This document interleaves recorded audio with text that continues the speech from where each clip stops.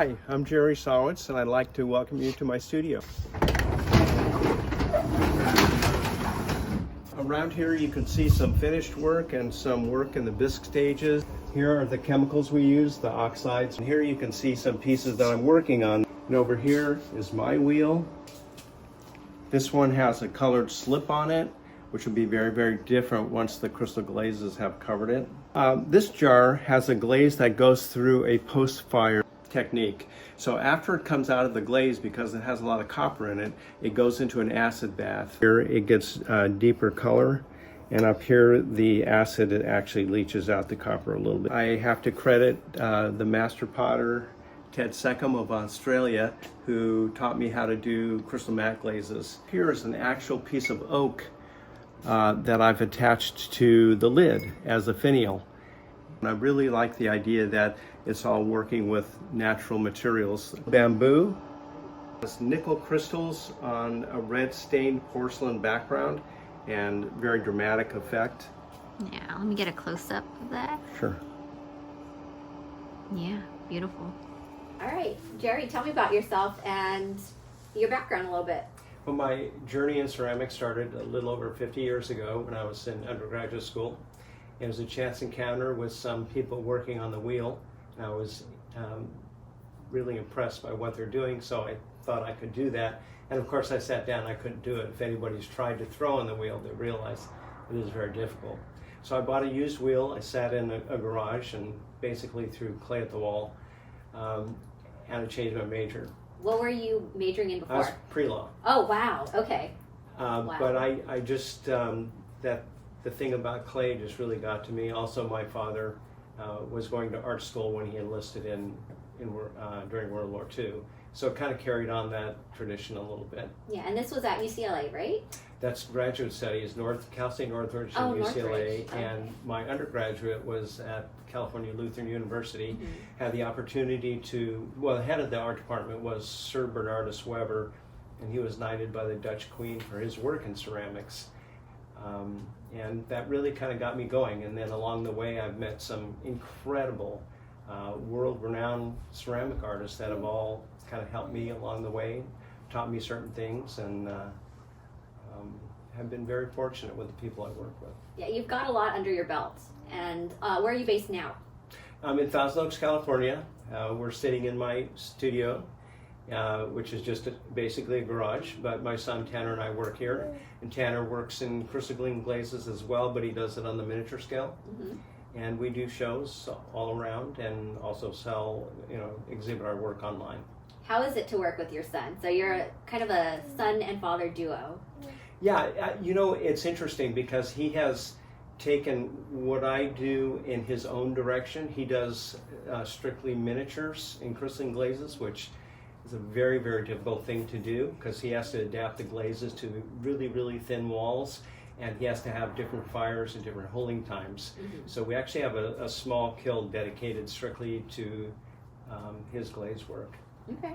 And also, I'll be asking questions that may not have to do with just being an artist at all, mm-hmm. just to kind of understand how you are as a person. So what is something that you wish you could tell your younger self? Go to art school.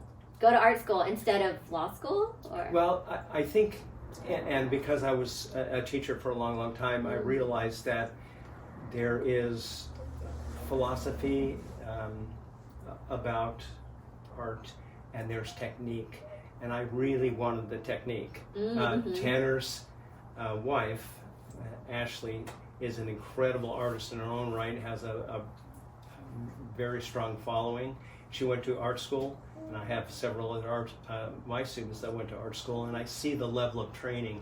And also, when I got out of undergraduate school and I was applying to art jobs, and I had my portfolio, and then this person went to art school, had their portfolio, I could see there was a real difference. I got a lot of philosophy, we got a lot of art history, but I didn't get the technique. And I think when you learn that stuff, then you can apply your own creativity. Mm-hmm. I think it actually sets you free to learn technique. Mm-hmm. Even if it's paint, from how to mix and tint and shade, or ceramics, how to develop a clay body, how to formulate a glaze.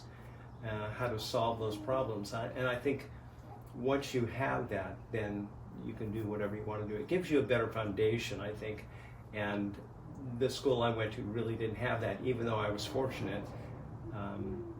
I think going to art school would have been something, that was a do-over for me if I could. I see. So learning the techniques a lot earlier than kind of on your own and through workshops. Sure, yeah. When I just out of undergraduate school, I applied for a glazing job for a production studio in town here, and I wasn't qualified for it. I basically talked my way into it, saying, yeah, I'm going to revamp your glazes, and kind of learned on the fly. I was reading books at night and applying it.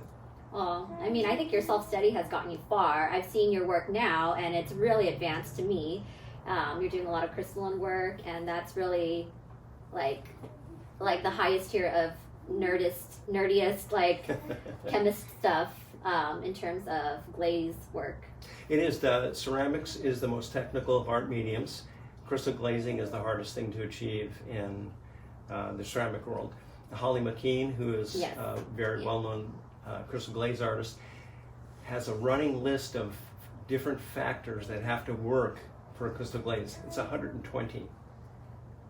And even ambient air temperature, the amount of water in the glaze, plus all the chemicals. There's many things that go into making successful glaze. Yeah, I have recently learned like application, firing temperatures can change or make like the crystalline work or not, and just really a lot of trial and error. Yeah, I took a glaze class with Matt Katz, who teaches not only online glaze classes, he taught at Harvard, but I went to a workshop of his, and we did 600 tests for that. And we found out that 5 degrees at top temperature changes the crystal glaze completely. Yeah. So there's so many different things. I mean, we can dial in a glaze and think it's going to be really successful and do it over and over again. And then the next fire, it looks completely different. Right. And it's just one of those factors. And then it's different when you try to scale it up too. Or scale it down. Or scale it down, you're right. Yeah, you guys know. In Tanner's case, yeah. So. What is something that has been difficult for you to overcome, and how did you overcome it? Or if you didn't, tell us about that. I think not having that foundation. And also, I think that's important, even from design class or whatever. When you were in a school that's dedicated to creativity and technical skills, all of it, that's the major focus. I think you just learn more. For instance, a school that Ashley went to, Laguna College of Art and Design, the classes are taught by working artists. So, and you know this as well, you can be a successful artist but not have a successful business. Right. And so what I admire about you is that you've combined the creativity with the business sense and done it very successfully. I think a lot of artists have trouble doing that. And when you go to an art school and your professor is a working artist and they can talk to you about real issues in the business world and how to adapt to that as an artist, the compromises or whatever you need to do to be successful. I think similarly, a lot of artists don't have that foundation of business and like financial, I forgot what it's called, but just like understanding how to use like finances correctly and budget and all of that. So that's not really learned, it's like more of an experience skill. How to promote your work. That too, marketing. Because I remember talking to other artists when I was in school, and we thought the art would speak for itself, and that's what we were taught. You do this work and you put it out there and let people understand it or not or whatever, and that's not necessarily true. You have to promote what you're doing. You have to talk to people about what you're doing, explain the process. Tanner and I at shows explain the process over and over and over again, but it's letting people understand what goes into this. For example, a question that I'm asked all the time is, how long did it take you to make this? And I could honestly look at them and say 50 years. Right, and it is. It's like all of your combined learning. Right. Yeah. And still learning. I mean, still experimenting with glazes, with shapes. When I went to Australia and studied with Ted Seckham, I would throw a pot and I would trim it And then Ted would take that and retrim it and change it completely. Wow. I will never forget, it was magic the way he saw things. A curve here, a straight area there. I learned so much from that. And so I'm excited about that. I'm excited about your journey, and I think I mentioned that to you when we spoke. It's so exciting, daunting, Yeah. but exciting because you have this whole world to explore. It's so humbling. Ceramics is incredibly humbling. You think you know, like, as much as you could, but then somebody else who's more mastered and experienced than you are, like you are to me, will just tell you about, so much that you can tweak. Sure. And as you and I took a class last March with Jose Mariscal of Spain to look at what he does, he's incredible on the wheel. His glazes are like nobody else's, and yet he shares this knowledge with us. It's really, really kind of cool. Yeah, he's amazing. He's like a really great instructor and to learn from, and just like it's so inspiring to watch him throw. Oh, I know.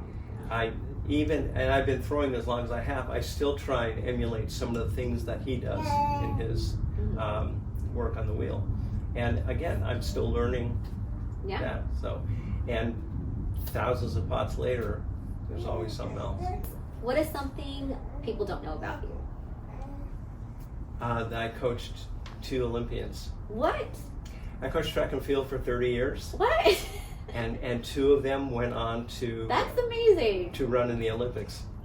So I don't think most people know that.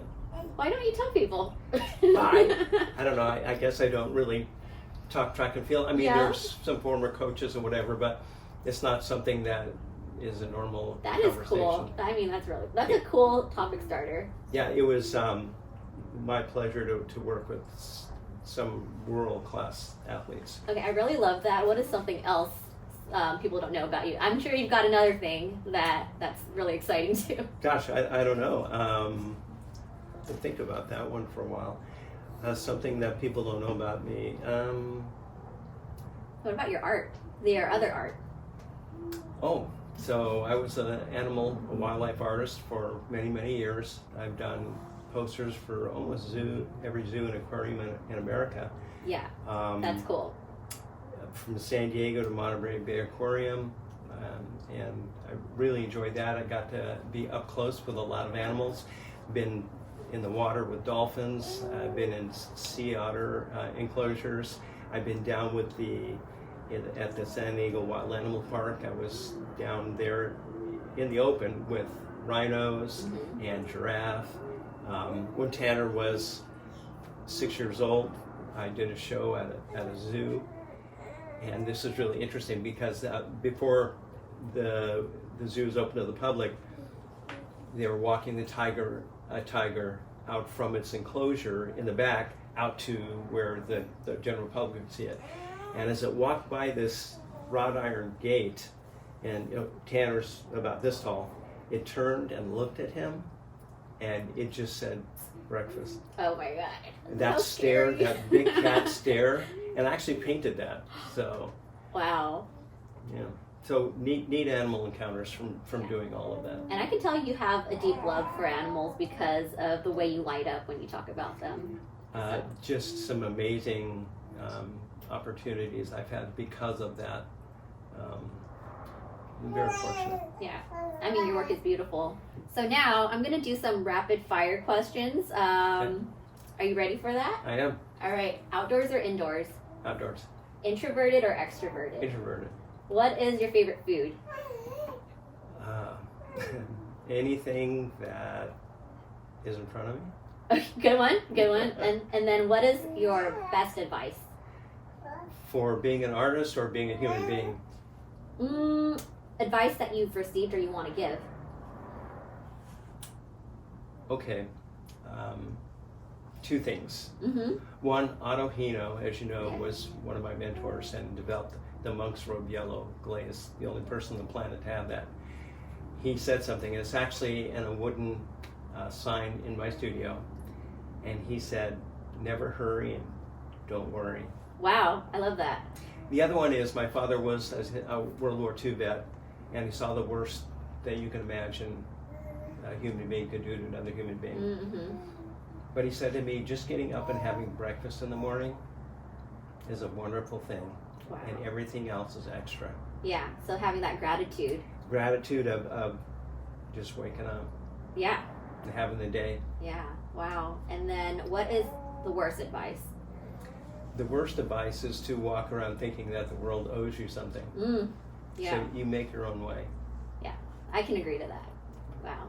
Well, thank you, Jerry. Thank you.